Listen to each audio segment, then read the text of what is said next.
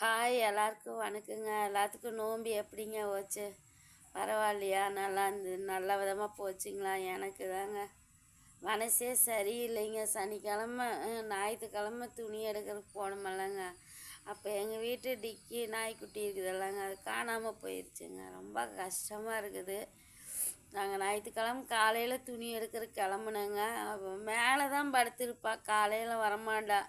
வெயில் வந்தாலோ இல்லை மழை வந்ததுன்னா தான் கீழே வருவானுங்க. நான் அப்படி மேலே தான் அவன் இருக்கிறான்னு நினச்சிட்டு நானும் கிளம்பிட்டேங்க. ஈரோடு கிளம்பிட்டேங்க.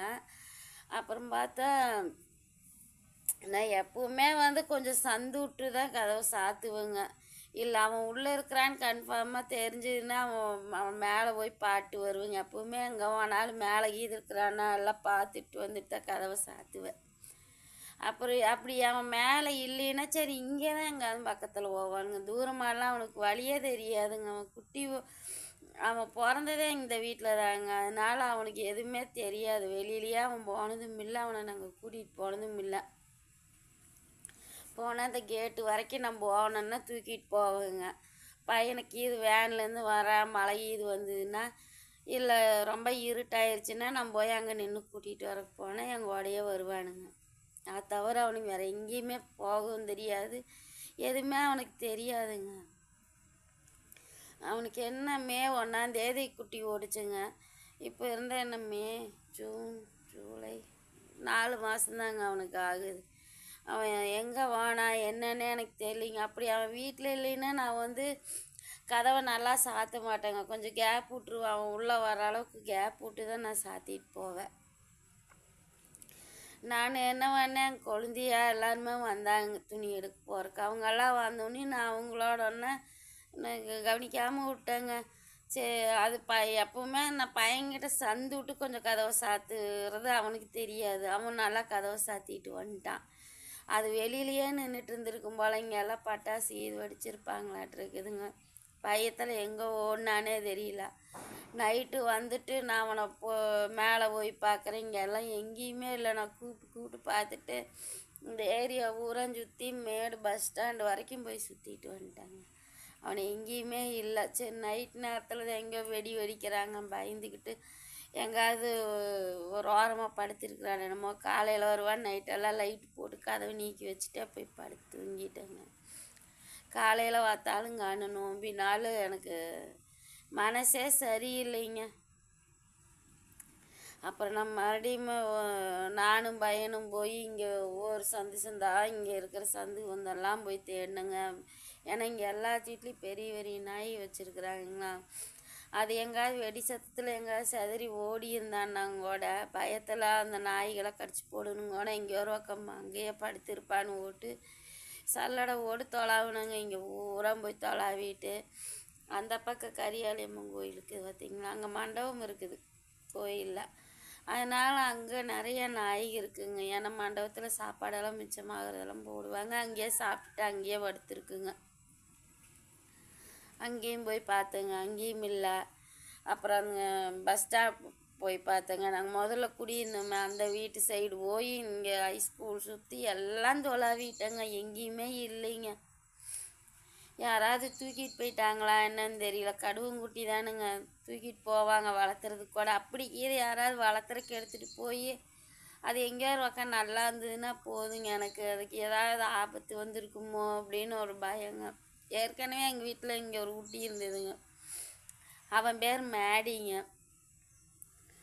அதனால் பொசுனுங்க அந்த இந்த நாய் என்னென்னா அது பொசுன்னு வெள்ளையாக இருக்கும் மலங்க. அதுலேயே கிராஸ் நாய்ங்க வைங்களா. அவங்க அம்மா அது அப்பா ரோட்டு நாய்க்கோட கனெக்ஷன் ஆனதுனால அது கொஞ்சம் பொசுன்னும் இருக்குது. ஆனால் அந்த மாதிரி நாய்க்குட்டி தான் வைங்களா. அவனை அப்படித்தான் இங்கேருந்து இறந்து போனான் நிலங்க பெரியடிக்கு. அவன் போனான்னு சொல்லி அவன் பின்னாடியே எதுவும் போயிருக்குது. அப்போல்லாம் கேட்டு இல்லைங்க, உள்ளே விட்டு சாத்தி வைக்கிறதுக்கு வழி இல்லை. அப்போ இவன் என்ன பண்ணுனா இவனை பின்னாடியே போய் வண்டிக்காரவங்க யாரோ கொண்டாந்து அடித்து போட்டு போயிட்டாங்களாட்டுக்கு. இங்கே என்ன வண்டி அடிச்சு இல்லை ரோட்லேயே வாயெல்லாம் ரத்தம் தலை திருகி போய் பையன் கிடந்தான். அது எனக்கு அந்த மாதிரி இது இவனுக்கு ஏதாவது ஆயிருக்குமோன்னு எனக்கு மனசுக்குள்ளே அடிச்சுக்குது. நான் அப்படி இந்த ரோடு வீடெல்லாம் இந்த ரோட்டு ஓரமாலாம் செக் பண்ணிகிட்டே வந்தேங்க. அங்கேயுமே இல்லைங்க. அவனை யாரோ தூக்கிட்டு போயிட்டாங்க. வளர்த்துறதுக்கு தூக்கியிருந்தா பரவாயில்ல. ஆனால் அவனு என்னாச்சுன்னே தெரியாமல் இருக்கிறது ரொம்ப கொடுமையாக இருக்குதுங்க எனக்கு. அதனால் நேற்றெல்லாம் நான் ஒன்றுமே பண்ணலிங்க. எனக்கு மனசே இல்லை அவன் இல்லாதனால. அவன் குட்டி போட்டு அவனை தூக்கி அவனுக்கு பால் அவங்க அம்மாட்ட குடிக்க வச்சு நான் ஊற்றி வளர்த்தி அவனை ஒன்று ஒன்று ஒரு மழை பெஞ்சினா கூட ஒன்று எல்லாம் யார் வந்தாங்களும் வீட்டுக்குள்ளெல்லாம் விடாதீங்க அப்படிம்பாங்க. அதுவும் ஒரு உயிர் தானுங்க. அப்படி மானம் மின்னிட்டு அது பயந்து ஒரு வாரமாக குறுகி உட்காந்துருந்துனா கூட நம்ம கொண்டாந்து உள்ள விட்டு கதவை சாத்திட்டு தான் போய் படுத்துங்க. ஏன்னா பயந்துக்குவான். அது குட்டி தானே, பயந்துக்குன்னு ஓட்டு உள்ள விட்டு தான் நான் தூங்க வைப்பேன். காலில் படுத்துக்குவான் அவன் வந்து. யார் சொன்னாலும் நான் கேட்க மாட்டேங்க. வீட்டுக்குள்ளே விடாதீங்கன்னு வர்றவங்க ஊரம் சொல்லுவாங்க. நான் அதெல்லாம் நினைக்க மாட்டேன். நம்ம அந்த குழந்தைய கையில் தூக்கி வளர்த்துன குழந்தை நம்ம குழந்தையா இருந்தால் நம்ம ரோட்டில் தூக்கி போடுவோமா அப்படின்னு நினச்சி தான் நான் வளர்த்தினேன். இன்றைக்கி அவனை காணோம். நானும் இப்போ வரைக்கும் அவனுக்கு எதிர்பார்க்குறேங்க. வீட்டில் கூட விளக்கு போட்டு அவனுக்கு எந்த ஆபத்து வந்துடக்கூடாதுன்னு கடவுள்கிட்ட வேண்டி இருக்கிறேன். அவன் நல்லபடியாக வீட்டுக்கு வரோன்னு. நம்ம எங்கேங்க போய் யார்கிட்டீங்க கேட்குறது? எல்லாம் அவங்க வீட்டுக்குள்ளே இருக்கிறாங்க. அது நம்ம யார்கிட்ட போய் கேட்குறது என்னென்ன ஏதுன்னு? ஒன்றும் கேட்கலிங்க. அவனா வந்தால் வரட்டுங்க. நேற்று இருந்து மழைங்க. இங்கே பெட்ஷீட்டெல்லாம் அலாசி போட்டது இப்போ வரைக்கும் காயவே இல்லைங்க. மழை பேஞ்சிக்கிட்டே இருக்குது. தைக்கிறதும் கொடுத்துருக்குறாங்க எனக்கு. டஜனும் கொடுத்து விட்டாங்க. தைக்கவே இல்லை. எங்கே நோம்பிக்கெல்லாம் க்ளீன் பண்ணவே இல்லைங்க. அப்புறம் எல்லாம் நோம்பி எனக்கு தான் எல்லாம் க்ளீன் பண்ணேன். இன்றைக்கி கோயிலுக்கு போகலான்னு சொன்னாங்க. அப்புறம் இன்றைக்கி பார்த்தா மழை வேஞ்சிக்கிட்டே இருக்குது. எங்கே போய் நம்ம போகிறதுங்க? பால் வண்டிக்கு பையன் போகணுன்ட்டா, இல்லைன்னா குலதெய்வ கோயிலுக்காவது போகலாங்க. போனால் 5 மணிக்குள்ளே வரணுங்கிற. காலையிலையும் போயிட்டு வந்தேன். எல்லாம் புதுசாக கல்யாணமான பசங்க எல்லாம் நோம்பிக்கு ஊருக்கு போயிட்டாங்க. அப்புறம் அவங்களுக்கு பதிலாக பையன் போகிறானுங்க. சரி போகட்டுங்க அப்படின்னு விட்டாச்சு. பார்ப்போம். மனசும் சரியில்லை. அவன் குட்டி இருந்தானே எனக்கு கொஞ்சம் சந்தோஷமாக இருக்குது. ஏன்னா எனக்கு ஒரு பேச்சு துணைக்கூட யாரும் கிடையாது. இந்த குட்டிகளோட தாங்க உட்காந்து நியாயம் பேசிக்கிட்டு இருப்பேன். நான் குட்டி நாயோட தான் உட்காந்து நியாயம் பேசுவேன். அதுகளுக்கு நான் பேசுகிறது புரியுங்க. எனக்கு அவங்களுக்கு ஒரு மனசில் நினச்சாங்கன்னா அது எனக்கும் புரியும். அந்த மாதிரி ஒரு இதாக இருந்துட்டு இப்போ இந்த பூனைக்குட்டி இருக்குது பாருங்க வீட்டில், மியா. அதுவுமே அவனும் ரொம்ப ஃப்ரெண்டு. ரெண்டும் அப்படியே அடிச்சுக்கிட்டு விளையாண்டுக்கிட்டு இருக்குங்க. அது 2-3 நாளாக தொலாவறாளுங்க மியா. ஏதோ அவள் இருக்க முடி கொஞ்சம் எனக்கு தெரியலிங்க. அவள் எங்கே வேணாலும் மடியில் வந்து இது வரத்துக்கு இப்போ பெரிய தம்பியோட படுத்து தூங்கிட்டு இருக்கிறாளுங்க. நல்லா குளிராக இருக்குதுங்களா. போய் பெட்ஷீட்டுக்குள்ளே போய் நல்லா படுத்து தூங்கிட்டு இருக்குது. பையன் தூங்கிட்டு இருந்தான். அங்கே போய் அவங்ககிட்ட போய் பூந்து படுத்து தூங்கிட்டு இருக்கிறாளுங்க. அது தொலாவுதுங்க. அது மேலே போய் பார்க்குது. பூனை மேலே போய் பார்க்குது. இந்த பக்கமெல்லாம் ஓடுவானாலுங்க. அவனை ஓடுற பக்கமெல்லாம் போய் தொலாவுதுங்க. அதுக்கு பேசத்தான் தெரியல. நம்ம கூப்பிட்டு ஏம்யா திக்கி தொலாவரியா அவனை காணுமா அப்படின்னு கேட்டால் அது ஒரு மாதிரி மூஞ்சி வச்சுக்கிட்டு நம்மக்கிட்ட வந்து மடியில் படுத்துக்கிறாளுங்க. கொஞ்சம் நான் சூதாரிப்பாக இருந்திருந்தேன்னா அந்த குட்டி போயிருக்காதுங்க. உள்ளே விட்டு நல்லா கதவெல்லாம் சாத்திட்டு நான் போயிருக்கோனுங்க. பசங்களுமே சின்னவனே இவங்க அப்பாவும் சாத்திட்டு வருவாங்கன்னு ஓட்டு நான் அசால்ட்டாக நான் போய் எங்கள் குழந்தையாவோட பேசிட்டு அப்படியே கிளம்பிட்டேங்க. நான் பாவங்க அந்த குழந்தை எங்கே போய் கஷ்டப்படுறானோ. வெடி சத்தத்தில் பயப்படுவான். மழை வேற பெய்யுது. சாப்பிட்டானா இல்லையா ஒன்றுமே எனக்கு தெரியல. கஷ்டமாக இருக்குதுங்க எனக்கு.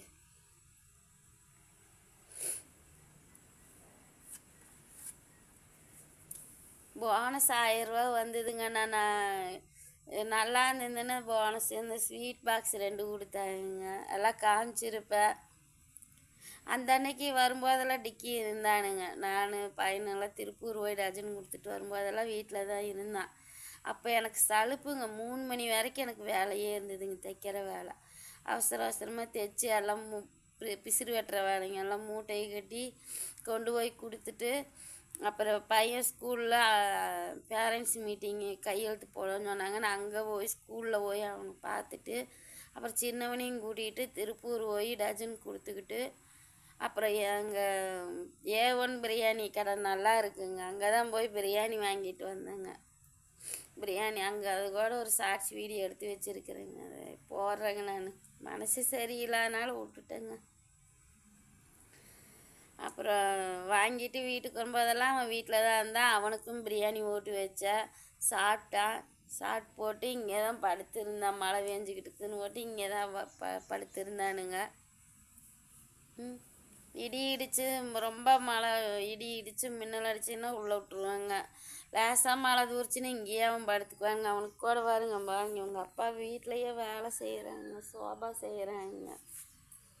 எங்கள் வீட்டில் போட்டிருக்குதல்லங்க அது மாதிரி செய்கிறாங்களா தெரியுதுங்களா? பாருங்க அவனுக்கு மெத்தை தைச்சி போட்டிருக்குறேன் பாருங்க, அதில் தான் படுத்து தூங்குவான். பாருங்க அந்த வெள்ளை கலரில் அந்த வாஷிங் மிஷின் போட்டிக்குள்ள அந்த வெள்ளையாக இருக்குதுங்க, அதுக்குள்ளே தைச்சி போட்டிருக்குறேன் மெத்தை. அவனும் மீயாவும் படுத்துக்குவாங்க அதில். அவன் மேலே தான் போய் படுப்பானுங்க. ஆனால் அப்புறம் இங்கேயும் படுத்துக்குவான். மழை வந்ததுன்னா, ரொம்ப மழை வந்ததுன்னா உள்ளே வந்துடுவானுங்க. ரொம்ப லேட் ஆயிடுச்சல்லங்க, நான் பேசிக்கிட்டே இருக்கிறேன். சரிங்க, எல்லோரும் சந்தோஷமாக கொண்டாடி இருப்பீங்க, ஜாலியாக இருங்க. எல்லாம் ரெஸ்ட் எடுங்க, இன்றைக்கி நல்லா ரெஸ்ட் எடுத்துட்டு நீ நாளைக்கு பள்ளிக்கூடம் இருக்குதுங்க சின்னவனுக்கு. நீ தைக்கிற வேலையை ஆரம்பிக்கலாங்க. நான் எப்படி ஒரு மாதம் லீவ் வரும்னு நினச்சேங்க. அப்புறம் எப்பவுமே அப்படி தான் வரும். தடவை டஜன் கொடுத்தாங்க, சரி வேலை இருந்தால் வேலையை செய்வோங்க, இல்லைன்னா பரவாயில்ல இருக்குது செய்வோம். அப்புறம் பெருமாள் மலைக்கு சிவன் மலைக்கெல்லாம் தான் போகலான் இருக்குதுங்க. பார்ப்போங்க, போயிட்டு வருவோங்க. நான் கண்டிப்பாக நீ அவசரமாக இருக்காது வேலை, நம்ம போயிட்டு வருவோங்க. சனிக்கிழமை நாள் போனாதாங்க அங்கே நல்லா ஆளுங்களாம் வருவாங்க, பூசையெல்லாம் ஆகும். நாளில் நான் போனது இல்லைங்க, சனிக்கிழமை தான் போயிருக்கிறேன். அதனால் சனிக்கிழமை போகலான் இருக்கிறேங்க. ஓகேங்க, பாய். நானும் போய் உங்கள் அப்பா டீ கேட்டாங்கன்னு வச்சு கொடுத்து ஊற்றி வச்சுட்டு வந்துட்டேன். தூங்கிட்டு இருந்தாங்க, எழுப்பி விட்டுட்டு வந்தாங்க. அவனு எந்திரிச்சு குடித்தாங்களா என்னன்னு தெரியல, போய் பார்க்குறேங்க. முழிச்சிட்டாங்கன்னா ஃபோன் கிடைக்காதுங்க, அதனால தான் நான் வந்து உட்காந்து பேசிக்கிட்டு இருக்கிறேன். சரிங்க, எங்கள் டிக்கி நல்லபடியாக எங்கள் வீட்டுக்கு வந்துடணுன்னு நீங்கள் எல்லோரும் எனக்காக கடவுள்கிட்ட கேளுங்க. நானும் எதுக்கு சாமி விளக்கு பொருத்தி சாமி கும்பிட்டு என்னோடய டிக்கி என் தங்க பையன் எங்களோட இங்கே வந்துடணும், வீடு தேடி அவனே வந்துடணும்னு கும்பிட்டுருக்குறேங்க. ஓகேங்க, பாய்.